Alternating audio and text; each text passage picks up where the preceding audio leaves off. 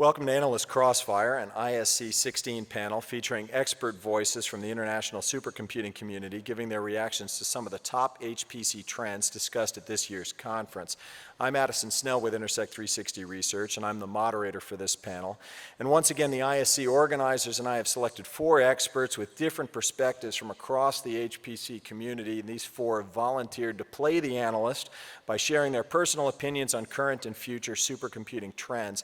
For the first time, Analyst Crossfire is being presented as a track focused on high-performance computing in industry, and our panel represents that, starting with a pair of vendors of HPC technologies. Gilad Shainer is a VP at Mellanox. Hello, Gilad. And a company we started to see more of in the HPC space, Francis Lam, the Director of Product Management at Huawei. Thanks for joining us, Francis. Next up is a longtime, well-known leader in high-performance computing for aerospace, Gerd Büttner, the HPC architect for Airbus. Hello, Gerd.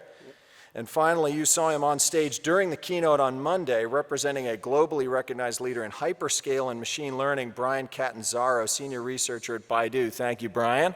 Hi. Panelists, thank you all for joining me for ISC Analyst Crossfire. The clock's running. We're going to get started. Issue number 1 is machines for learning. We've heard a lot about machine learning this week, and it's very exciting to think about the potential of machine learning going forward.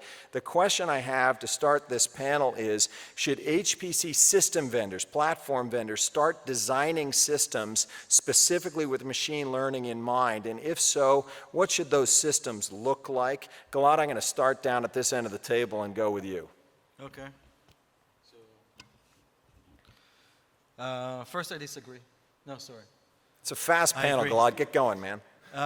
So the answer is yes. I think people are building today specific systems for machine learning. We see designs, for example, from NVIDIA that actually build a box that has multiple GPUs and 4 InfiniBand adapters to deliver aggregate bandwidth of 400 gigabit per second from a box.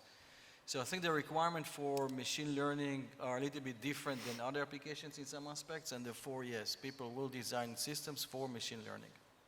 All right, Francis, what do you think? You are a platform vendor. What are you going to do, a special system for machine learning here? Yeah, this is already happening. Grab a mic.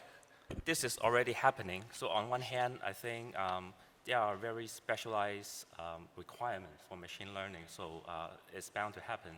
But on the other hand, I think this is the beginning of a field that is going to be have a very broad set of applications, and so it's sort of a moving target, right? We've seen people building special purpose machine by repackaging the form factor, as well as customized on the chip level.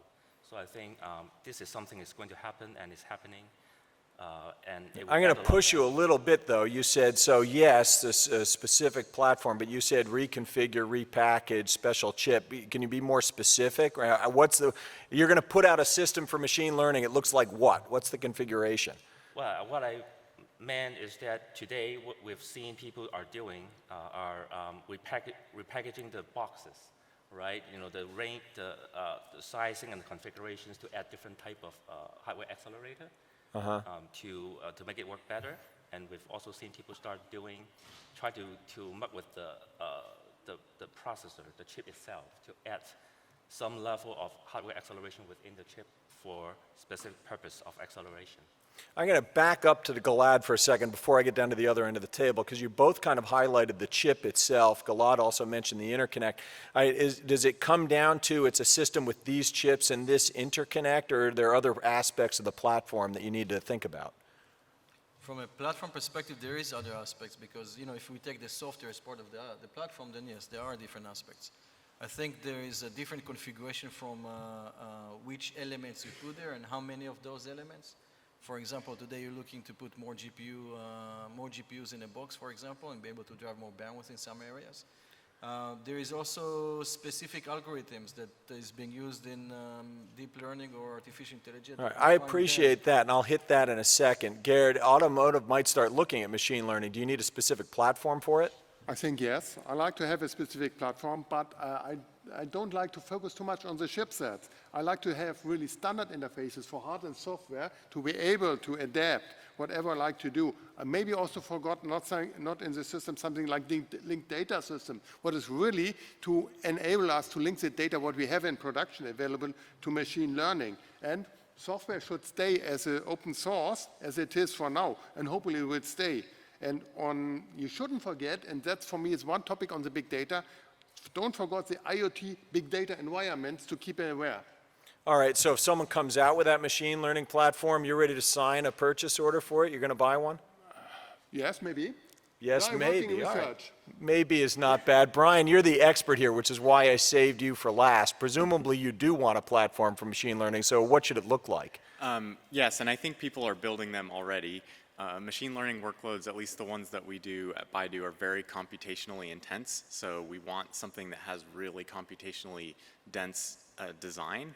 And also, I think the I/O requirements are somewhat different. One of the things that's giving me fits right now is parallel file systems, and I think that the access patterns that we really want for deep learning to our large data sets are quite different than you might find in computational fluid dynamics, for example. So I'm really hoping that we can come to figure out what the right solution is for how we're going to deal with our data. Now, while I'm down there, I want to follow up on what Gilad said, which is the software, as part of the platform. We don't really have. There's a few benchmarks out there, but are we going to get to where there are discrete machine learning applications as part of this platform? What do those look like? Are they by industry or what? That's an interesting question. Well, then pass it to Gerd, because he'll think about it just for automotive for a second. Are you going to have just an automotive machine learning application? Not from automotive. I'm looking more for machine learning application for the manufacturing part. We are starting a lot of factory of the future activities, and I like to have the IoT and the machine learning because we have to educate something like robots to collaborate with people. That's a totally different subject, but it's really deeply involved in this machine learning exercise. Brian, did you think of a specific application you want? Well, so what I wanted to say is there's a big difference between training and deployment. And typically when we talk about machine learning and HPC, we're talking about training, which is the research side of machine learning. How do we come up with new models that solve new problems? I think applications that get deployed to solve customer needs and are kind of standalone are really important too, but I think HPC is less important there. Issue number 2, Chinese takeout. China has the top 2 spots on the top 500 list right now and the most systems overall, which ends the long streak of U.S. leadership in that statistic. Should the U.S. or Europe or Japan accelerate their own supercomputing initiatives to respond, and will they respond? So should they and will they, Brian?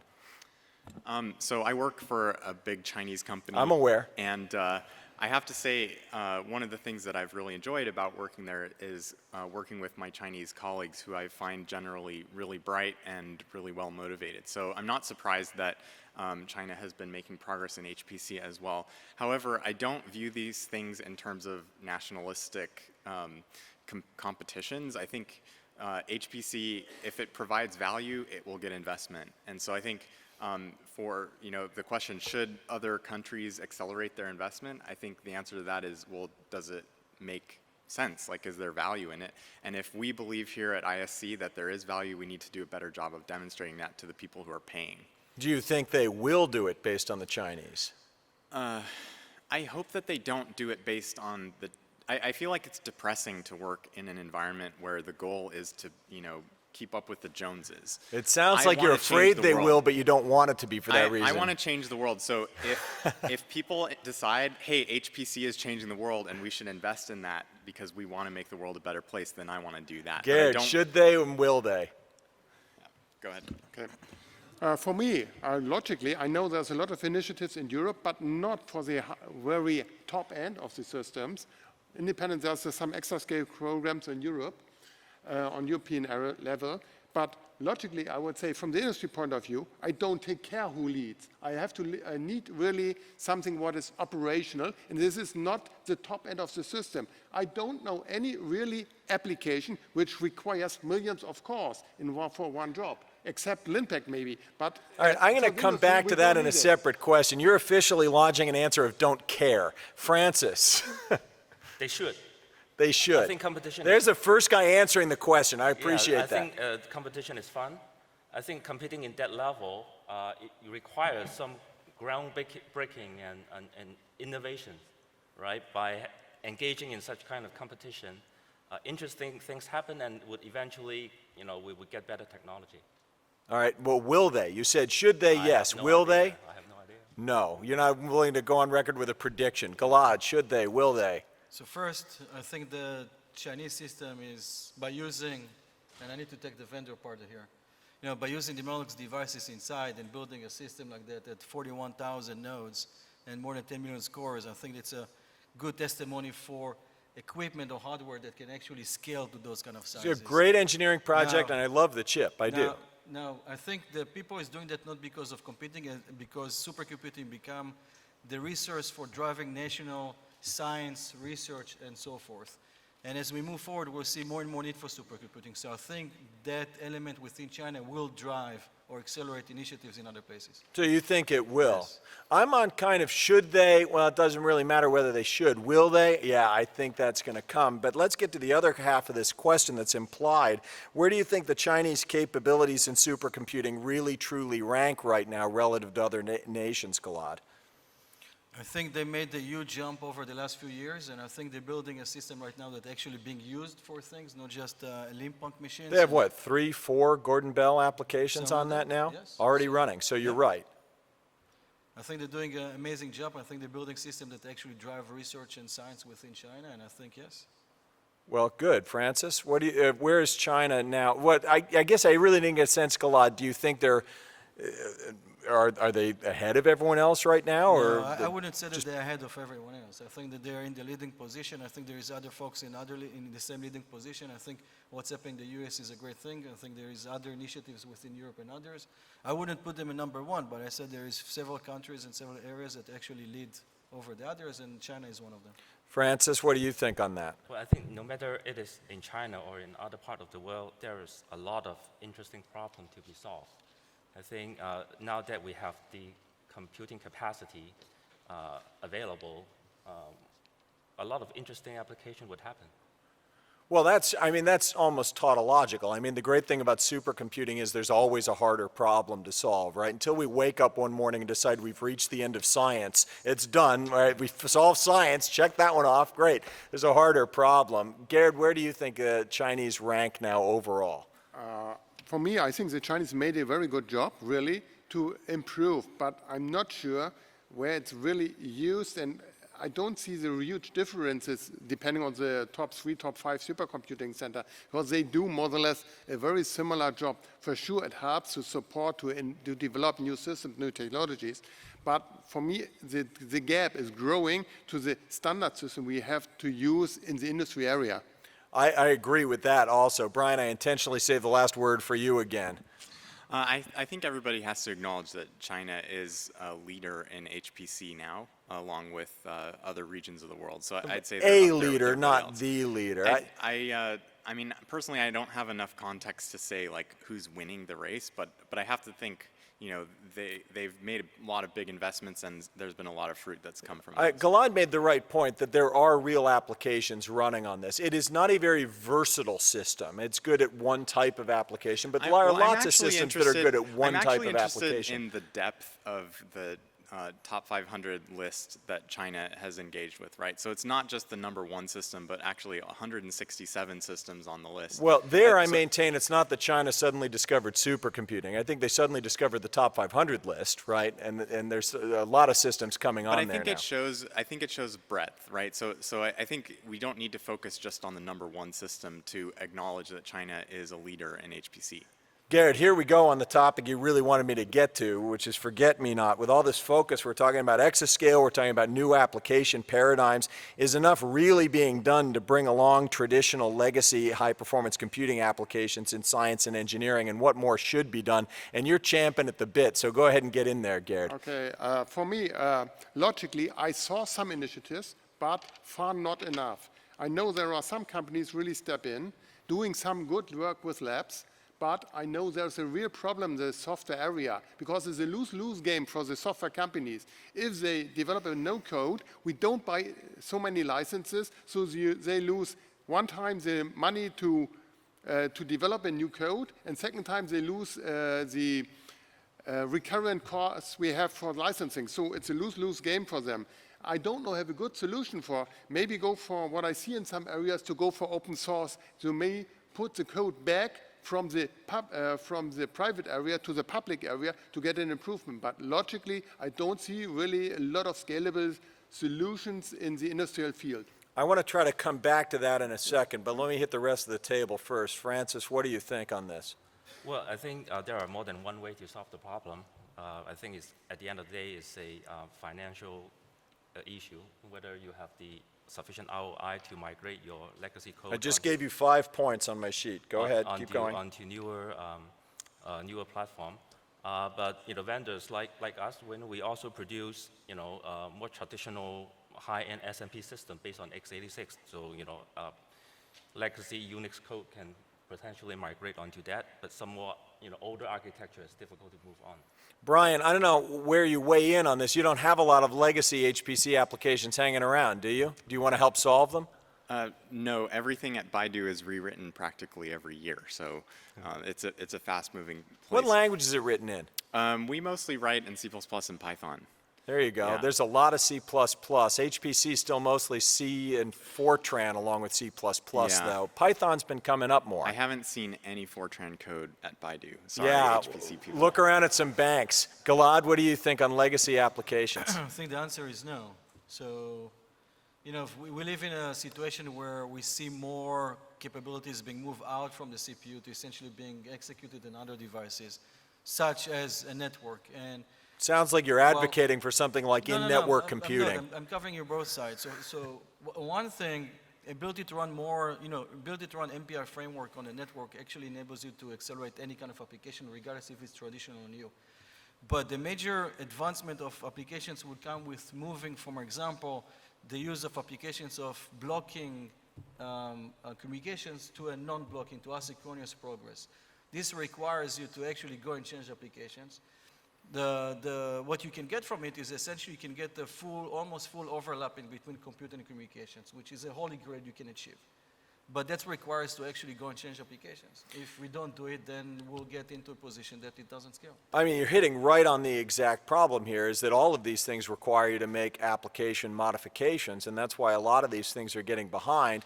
And Gerd, I wanted to come back to you on this point to what Francis actually said is, there becomes a monetary problem. And what's the monetary incentive? What is the market motivation for advancing these codes, either as an ISV or as the open source? You're talking about pushing it to open source, so people are going to do it for love and oxygen alone or something, right? Not really only for love and oxygen, but if the open source community is always interesting to get ideas out of code and maybe some interest to modify code and maybe sell services based on the code, that is for me the driver from the open source community, what we can step in, because the commercial companies themselves have a really financial issue behind, and logically we don't like to pay more for the licenses, and that's it's really a problem. No, software scalability got harder, but everyone wants to pay less. Yes. Okay, so any solution for that, or are we just go home? Not really up to now. Therefore I said, okay, open source might be an opportunity to move it back. I see this already for some companies, they push back their commercial code. They took up for several years to private code and push it back to the open source community. Maybe this is one way we can go. Logically, you have to rewrite the code. And if you look on the code, we see in the CIE area, for example, it's written code in the 80s, maybe middle of 90s. So normally written in C or Fortran or whatever. So to modify the code is not really an opportunity. You can have adapted system. There's a lot of things done by some middleware layer to improve the code. But logically, you are always on a boundary condition. And I was very provocative to some of our engineers saying, maybe in 2, 3, 4 years' time, you can run all your application on a single chip if you have 500 cores available. And that's not so far away. Then why Francis, very fast. Is open source the answer here? Yes. Francis, is open source the answer? I think so. You think so? I think the trouble with some of this free software, though, is sometimes it's not as much like a free ice cream cone. It's more like a free puppy, right? And they require a little bit of care and feeding. All right, that was our long answer for Matt. We're on to the speed round. Stuck in the middle, looking at these middleware areas, development environments, cluster managements, et cetera, which is a better idea? Standardizing middleware across platforms, a standard set, or do you want to specialize the middleware to suit specific architectures, Francis? I don't have an opinion on this. I sent you the question in advance. I know. This is a hard question. I know. All right, Yeah. so you don't know is your answer. All right, what do you think, Gilad? You've got an opinion, I know. Always. No. I think definitely standard ecosystem, open source, that's the key to drive anything. And from my perspective, yes, it is better to go and standardize middlewares across platforms as much as you can. So something like OpenHPC is a good idea? If OpenHPC works on any platform, yes. If OpenHPC is optimized to a specific platform, then not. Gotcha. Bryan, what do you think on this? You want standard middleware set or specialized middleware set? I want standard because I think when you ask programmers to use an environment, you're asking them to invest their lives figuring out how it works. And if they have to waste their time on something that they can't use in the future, that's a big opportunity cost. Okay, Gerd, I'm really interested in your answer here. What do you want the middleware to look like? On the middleware, I can say very simple. I do have a standardization, especially if we for the developers, if we go for cloud approaches, we cannot adapt code to different middleware platforms. So if we like to go for cloud approaches, what is hardly in discussion in a lot of industries, it can help only. You cannot adapt code for every specific environment. And if we go for the customers themselves, for the GUI, yes, there maybe is something like standardization, but capabilities to manage really the different environment should be in this platform integrated. I think the standardization is a nice idea, but given the specialization we're facing in the hardware, it's a hard utopia to chase. Parallel file systems, are these ever going to get widespread adoption in commercial markets beyond oil and gas, Gerd? Yes. I think yes. I see a mind change ongoing in the industrial more and more. If we talk about object storage and really parallel file system, we are discovering more and more that we are on the limit of the sequential file system. So there's something ongoing. Bryan, you said these are giving you a nightmare here, parallel file systems. What do you think? Yes, I think ultimately they will get more adoption. I think widespread is a weasel word, so it's hard to know what you mean by widespread. But yes. Currently running at about 15%. Yeah, I think it's going to grow. One thing that is really irritating to me about parallel file systems is that they're hard to set up and administer and maintain. In the hyperscale space, you know, a lot of people use HDFS, which I don't know if that counts. Probably not. It probably doesn't count as a parallel file It's a little system. bit of a different architecture. But the thing that's really great, so like I can't use HDFS because it's way too slow for machine learning. But the thing that's really great about HDFS is that it's easy to set up and maintain. And I wish that the parallel file systems were that good. Well, they're less robust than the other ones. Gilad, what do you think? You know, I agree with both Gerd and Bryan. Well, then that's fast. Francis, are you going to have an opinion on this one? I give you a rest. I think there is a lot of existing commercial use for parallel file system already. I don't know from a percentage. I mean, you can count to a bunch of users, but it's still only 15% of commercial. You know, and even our company has a number of our own proprietary parallel file systems. It's different from what you typically use in the HPC environment, but it's happening. Gerd gets the most points for saying object storage. That's what I think is really going to start enabling a lot of this in commercial, is when you kind of get out of the file and directory mindset and start moving these things to object orientation. Ultimate speed round. How long is it going to take before each of the things I'm going to name here gains 10% adoption in HPC? You can just give me how long. Public cloud or utility use of I run my HPC application in the cloud, Gilad. How long before that's 10% of the market? Here you need to define a cloud. Is the cloud an Amazon cloud or the cloud is a San Diego cloud? Francis, how long? Open for everyone. Gerd, how long is this going to take, man? For public How long is it cloud, going to take to answer the question? for the cloud, I think 3 to 4 years. 3 to 4 years. Bryan, how long is it going to take? I'd say 2018. 2018. Any of you guys down here want to give a different number? No, I think my point is that you know, HPC is, well, it's a very broad field. I mean, in industrial HPC, I would think Including it's going to happen industrial. faster. For academic, it may take a lot longer. Currently running a little below 3% of the market. It doesn't get there within our 5-year forecast. It's more like 8 to 10 years, according to us. Power processors. Gilad, you've got a stake in this game. How long? 10% first, we hope that there is going to be huge flexibility, but I would guess in 4 or 5 years they have a chance. 4 or 5 years. Francis, how long to get 10% of the market? Long time. A long time. Gerd, how long before it's 10%? I would say 20 to 22. 20 to 22. All right, fair enough. Brian? I'm going to say never. Never is going to get that. That's a fair answer. It used to be I would have said 2 years, but now there weren't enough wins named this week. It looks a little slower than that. I'm going to have to push out 3, 4 years. ARM processors. Brian, I'll let you start on this one. Never. Never going to get there. Gerd? We need fast processors. Gerd, how long for ARM? I say beyond 2025. Francis, how long before ARM is there? 5 years. 5 years. Gilad, how long before ARM's at 10% of the market? Yeah, I would make a stronger guess here to talk about 3 to 4 years. It used to be I would have said never, but then Fujitsu announcing ARM in post-K I thought was really notable. So now I'm going to say probably still never, but it'd make me think longer about it. Last one, OmniPath. Last one's OmniPath. Go ahead, Gerd. OmniPath. How long for OmniPath? OmniPath, I see 17, 18. 17 or 18. Francis? A year after Skylake. A year after Skylake. Brian, how long for OmniPath? I'm going to say 2019. 2019. How long for OmniPath? We Gilad? need to wait and see. No, tell me how long, man. I think this is a question that probably I shouldn't answer. So. I probably shouldn't either, but I think it's going to happen pretty quick on these systems. OmniPath will get there within 2 years. All right, last traditional question is one up, one down. From your observations at ISC 2016, tell me each of you one thing you were impressed with, like came in better than you expected, and one thing that did not give you as much as you expected. I'm going to start down there with Brian. Better than expected, Chinese HPC. Worse than expected, PCIe accelerators. PCIe accelerators is an interesting choice there. The China, nice. I mean, that did come up, I think, a lot higher than people thought it would. Gerd, what do you think? What I can see, really, commercial products work together better than I expected.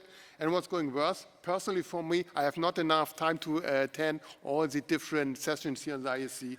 That's kind of a softball answer, though. I mean, the thing is, the ISC organizers are adding all these content areas that people are asking for, including a whole industry track. So now you complain that you can't get to everything. That's kind of rough. Yes, but it's a reality. Also, you have also the commercial things to do in parallel, so you have only limited time. Unfortunately, that's a reality. You have not enough people from the industry always to stay here. Okay. Can someone clear the thing from? Thank you. All right, Francis, one up, one down. The up is, I've seen a lot of discussion that involve, try to do things differently, try to solve the problem, different from with. The breadth of solutions you're saying is what's impressing. All kind of things seems to be possible now. Do you have specific examples of areas of breadth that you weren't expecting? Doing things on cloud and using different analytic tools to solve HPC problems and different shape and form of hardware configurations, stuff like that. Now, I will say this, the breadth of things that we see at conferences like this is really expanding widely, including talking about machine learning as a whole new area. All right, one down from you. Downside, I think the exhibition is a lot smaller. They got record attendance. Really? Absolutely. The exhibition, the size, the space, the booth, it seems to be a lot smaller. Well, so buy a bigger booth next time. What do you? we maintain the size, right? The thing is, there's so much content here, as Gerd was pointing out, that you need to do something to draw people to your booth. Instead, don't just set up a booth and wait for people to walk by. Get involved in the sessions that are over here and tell them why they should come to the booth and what they should see. Gilad, one up, one down. One up, it's the #1 system on the top 500. It's definitely It was a big surprise. Yeah, I think from capabilities and what they're able to achieve, I think it's definitely up for me. One down, I think progress on the software side and applications. I think it's not moving fast enough. And we've seen that, that's the other end of the top 500 list. One thing they pointed out in the top 500 press release is that while the top of the list has continued to go at a steady clip, the bottom of the list, if you rank just the 500th system, used to go at 90% a year growth. And then in 2008, as soon as multi-core hit, that elbowed off, and now it's 55% a year. And I attribute a lot of that to the change in architecture. Thank you, panelists. We're going to wrap up. That concludes Analyst Crossfire. Audience, please join me again in thanking my panelists, Gilad Shainer, Francis Lamb, Gerd Büttner, and Bryan Catanzaro for bravely sharing their insights, as well as the excellent ISC events team for another successful ISC conference. We'll see you next year. Thank you.